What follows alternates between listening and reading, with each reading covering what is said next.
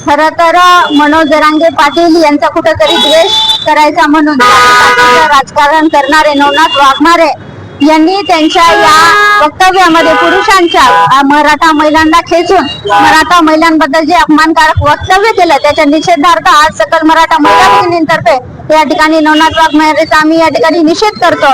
खरं तर मराठा समाजातील महिलांचा हा पराक्रमाचा शौर्याचा इतिहास असताना मराठ्यांच्या महिलांनी इतिहास गाजवलेला आहे, शौर्य गाजवलेलं आहे। शत्रूच्या छावणीमध्ये घुसणाऱ्या मराठ्यांच्या महिलांना जर कोणी अपमानकारक वक्तव्य करत असेल तर येणाऱ्या काळात नवनाथ वाघमारेच्या घरात घुसायला मराठा महिला कमी करणार नाहीत, एवढं त्यांनी लक्षात ठेवावं आणि कुठेतरी बोलताना भान राखावं। 15 ऑगस्टच्या पार्श्वभूमीवर ज्या भारत मातेला आपण नमन करत आहोत त्या भारत मातेचाही विचार न करता याच भारतातील नागरिक असणाऱ्या महिलांवर कुठेतरी अपमानकारक वक्तव्य करणं खरं तर ही निंदनीय बाब आहे। नवनाथ वाघमारे यांना आम्ही या ठिकाणी एकच सांगू इच्छितो की ज्या मराठा महिलांबद्दल तुम्ही अपमानकारक वक्तव्य केलेलं आहे त्या गोष्टीचा तुम्ही विचार करा की कुठल्या खालच्या दर्जाचं वक्तव्य तुम्ही केलेलं आहे।